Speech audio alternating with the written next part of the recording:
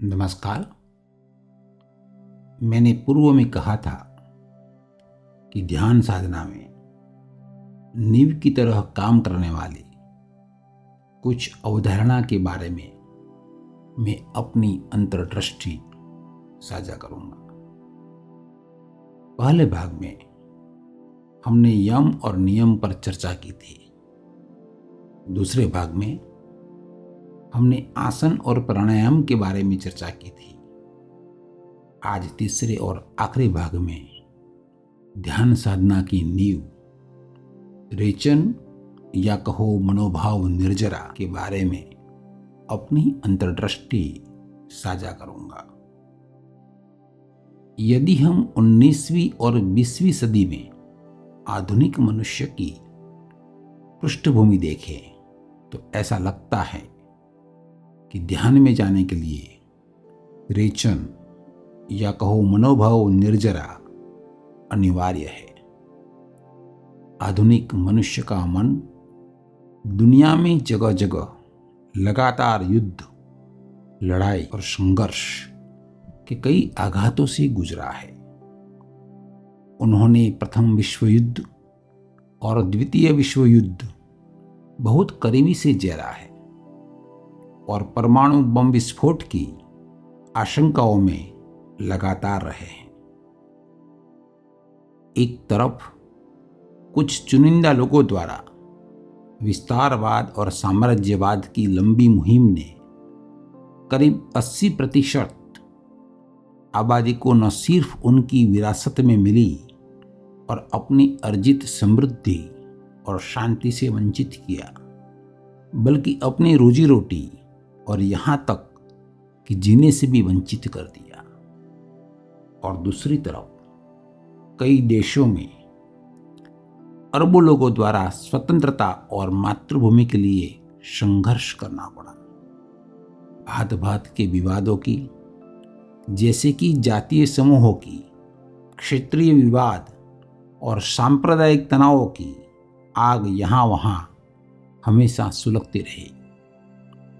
अस्तित्व की सुरक्षा और संरक्षा के लिए चिंता और आशंका हमेशा बनी रही। इन सब के अलावा सुरक्षा की सुस्थापित सामाजिक संरचनाओं और संस्थाओं जैसे कि परिवार और दोस्त का माहौल भी टूट रहा था। आधुनिक मनुष्य चिंता और तनाव, कुंठाओं और अवसादों, दमन और शमन के शिखर पर रहा है।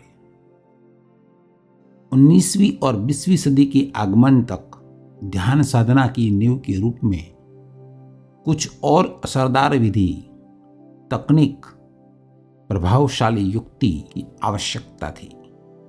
विनाशकारी शक्तियों और दुखद घटनाओं के मद्देनजर हमारे पास सिगमंड फ्राइड जैसी मनोविश्लेषकों की टीमें थी, जो दमन और शमन के कारण मुक्त अभिव्यक्ति के अभाव में मानव मनस में बहुपरत वाला मन में भीतरी संघर्ष को प्रदर्शित करती थी और मन का विश्लेषण की वकालत करती थी। साथ ही चेतन, अवचेतन मन और अचेतन मन जैसी कई परतों वाला मन से रेचन की या कहो मनोभाव निर्जरा की वकालत करती थी। जॉर्ज गुरजिएफ, ओशो जैसे नए युगदर्शी या तो निहित रूप से रेचन को, मनोभाव निर्जरा को ध्यान के आधार के रूप में शामिल करते थे या इसे ध्यान साधना की नींव में जोरदार तरीके से प्रचारित करते थे। जॉर्ज गुरजिएफ द्वारा प्रयुक्त किए गए विभिन्न प्रकार के नृत्य ध्यान अंतर्निहित रेचन को ध्यान में हमेशा शामिल करते थे। ओशो द्वारा दिए गए अधिकांश ध्यान के लिए यह घोषणा की जाती थी कि ध्यान रेचन से, निर्जरा से शुरू होता है और उत्सव के साथ समाप्त होता है। ओशो तो कहा करते थे, मैं जैसा आपके भीतर देखता हूं, मैं तुम्हारे लिए स्वर्ग नहीं बना सकता, इसलिए मेरी सभी ध्यान विधियां पहले आपके भीतरी नर्क के लिए प्रयुक्त की गई है। अंग्रेजी में रेचन या निर्जरा का करीबी शब्द है कैथारसिस, जो कि ग्रीक शब्द कैथेरीन से आया है, जिसका अर्थ है शुद्ध करना, अशुद्धि दूर करना। ग्रीक शब्द कैथेरीन ग्रीक मूल शब्द कैथारोस से आया है, जिसका अर्थ है शुद्ध। अंग्रेजी भाषा में कैथारसिस एक चिकित्सा शब्द के रूप में आया, जिसका अर्थ है शरीर, विशेष रूप से पेट और आंतों से अवांछित पदार्थों को निकालना। रेचन या निर्जरा की तरह कैथारसिस शब्द का प्रयोग सफाई, शुद्धिकरण, विषैला पदार्थ से मुक्त होना, मनोविकार से मुक्ति, दूषित भाव से मुक्ति, मनोभाव मुक्ति के अर्थ में किया जाता है। पिछली कुछ शताब्दियों में यह आध्यात्मिक शुद्धिकरण के सिलसिले में मनोभावनात्मक शुद्धि के साथ अधिक निकटता से जुड़ने लगा। ओशो और गुरजीएफ सहित कई आध्यात्मिक गुरुओं ने इसे आध्यात्मिक शुद्धिकरण की तरह ध्यान साधना की नींव के रूप में प्रयुक्त किया। अगर हम अपनी विचार प्रक्रिया की कुछ मिनटों के लिए या आधे घंटे के लिए ईमानदारी से समीक्षा करें तो हम क्या पाते हैं? यह भय, क्रोध, हिंसा, लालच, इच्छाएं, जुनून और कुंठाओं का होना पाते हैं। इसी तरह अगर हम अपने सपनों की कुछ महीनों के लिए ईमानदारी से समीक्षा करें तो हमें क्या मिलेगा? वही भय, क्रोध, हिंसा, लालच, इच्छाएं, जुनून और कुंठाएं। अगर हम पिछले जन्मों में वापस जाने के लिए पिछले जन्मों के सम्मोहन या किसी अभ्यास का लाभ उठाते हैं तो हमें क्या मिलेगा? वही। और जब हम बिना किसी रेचन या निर्जरा, किसी तरह की शरीर की सफाई, मन की शुद्धि और भावनात्मक निर्जरा के बगैर सीधे ध्यान के लिए बैठते हैं तो वहाँ भी वही चीजें उभरती रहती है। हम सभी जानते हैं कि जब हम ध्यान के लिए अपनी आंखें बंद करते हैं तो हमें क्या मिलता है? हम सुंदर बुद्ध भूमि के सामने नहीं आते हैं। शुरू में दबे हुए विचारों और भावनाओं, चिंता और पीड़ा, संचित क्रोध हमारे सामने आते हैं, जैसे कि वे सभी हमारा इंतजार कर रहे थे। हम अच्छी तरह से जानते हैं वहां अंदर यह सब गड़बड़ है और ठीक इसी वजह से हम बाहर रहना पसंद करते हैं। उनसे मिलने से बचने के लिए हम फिल्म देखने, क्लब में जाने, दोस्तों से मिलने और गपशप करने का विकल्प चुनते हैं। हम तब तक व्यस्त रहते हैं जब तक हम थक नहीं जाते और सो नहीं जाते, और यह हमारी जीवन शैली है। यही हमारा जीने का तरीका है। नहीं, एक और रास्ता है, और कैथारसिस, रेचन या निर्जरा मदद कर सकता है, चमत्कार की तरह मदद कर सकता है। आपको जानकर आश्चर्य होगा कि अरस्तु ने काव्यशास्त्र में दर्शकों पर त्रासदी के पड़ने वाले प्रभावों का वर्णन करने के लिए कैथारसिस शब्द का इस्तेमाल किया था। उनका विचार यह था कि नियंत्रित स्थिति में करुणांतिका को निर्देशित करने में और दर्शकों को भय और दया का अनुभव कराने पर दर्शकों की अपनी चिंताओं को बाहर की ओर लाने में और दर्शकों की अंतर्दृष्टि को बढ़ाने में मदद करता है।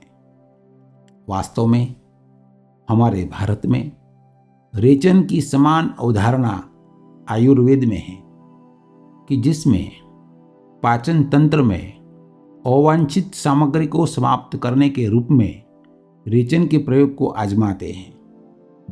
इसी तरह निर्जरा की एक पुरानी अवधारणा है।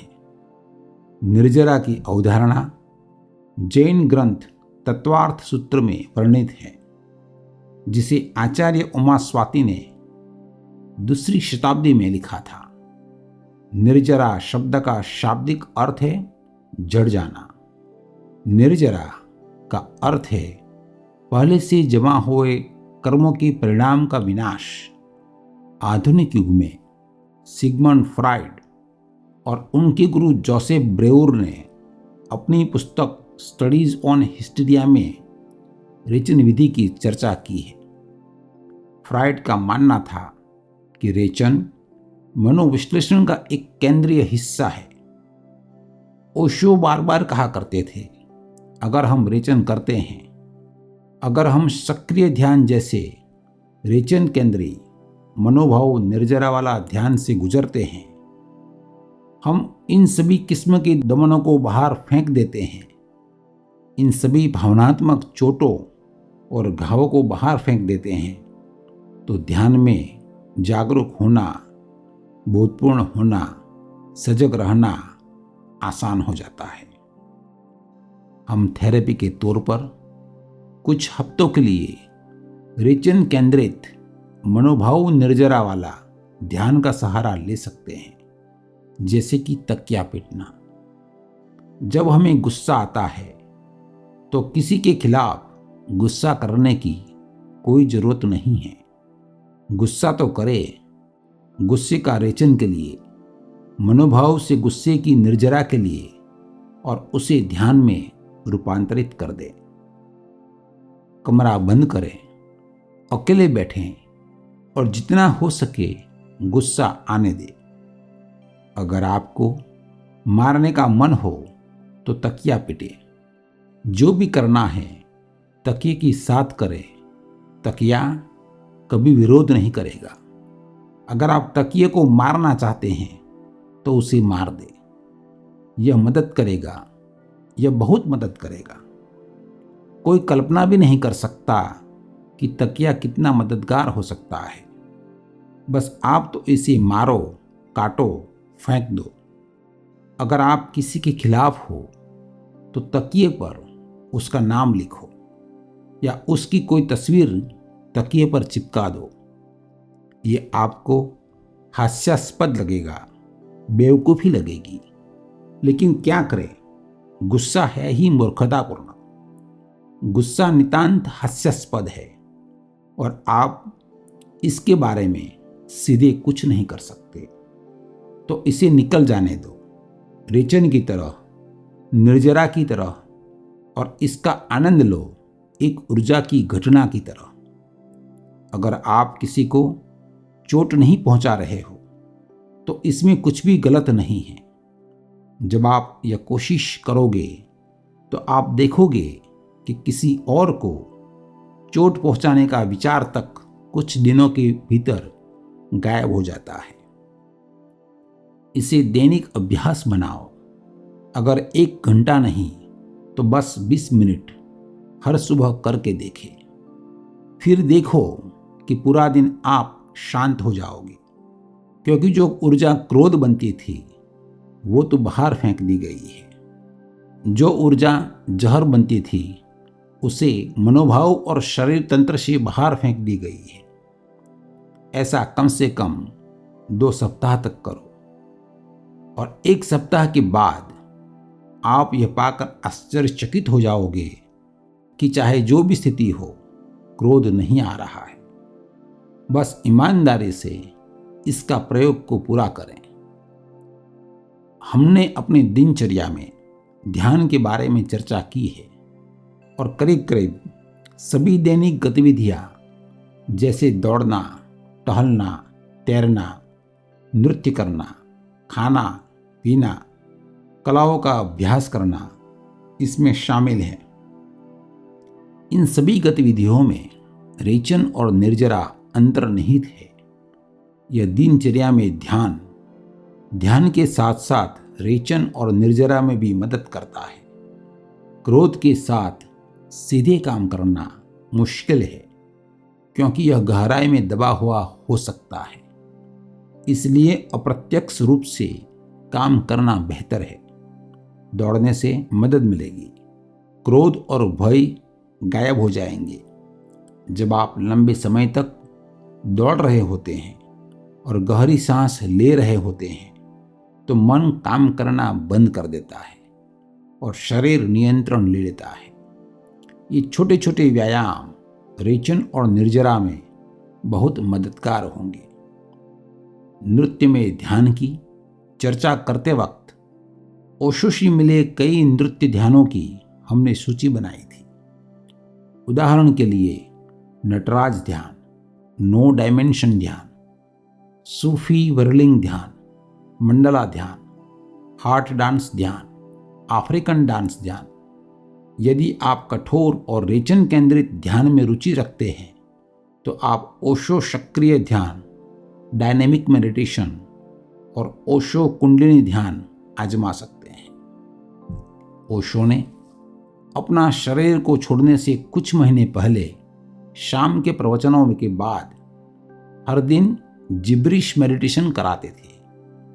इसकी शुरुआत कुछ चुटकुलों से होती थी जो भरपेट हंसाने के लिए होते थे। उसके बाद कुछ मिनटों के लिए अज्ञात भाषा में चिल्लाने की आवाज़ें निकालना होता था और फिर अचानक रुक जाते थे और पूरी तरह से आराम और जागरूकता के साथ जमीन पर ढल जाते थे। ऐसे जिब्रिश ध्यान एवं सभी नृत्य ध्यान के लिए निर्देश के साथ संगीत भी YouTube पर उपलब्ध है। इनमें से ज़्यादातर ध्यान के लिए लिंक विवरण में दिए गए हैं। आप मनोभाव रेचन और निर्जरा के लिए जो भी विधि या ध्यान चुने, एक बार जब रेचन और निर्जरा पूरी तरह से हो जाता है तो आप ध्यान में जा सकते हैं। एक बार जब मनोभाव बाहर फेंक दिए जाते हैं, क्रोध बाहर फेंक दिया जाता है, लालच बाहर फेंक दिया जाता है, चिंता और भय बाहर फेंक दिए जाते हैं, मनोभाव का सभी कचरा बाहर फेंक दिया जाता है, केवल तभी आप आसानी से ध्यान में अपनी अप्रयास सहजता में, अपनी जागरूकता में जा सकते हैं। तब बाधा डालने के लिए कुछ भी नहीं है और फिर बुद्ध भूमि का उज्जवल प्रकाश आपका अपना अस्तित्व अनुभव किया जाता है और फिर आप एक अलग ही दुनिया में हैं, पूरी तरह से अलग दुनिया, आत्मस्मरण की दुनिया, जागरूकता का जगत, धम्म की दुनिया, ताओ की दुनिया, तथाता का जगत।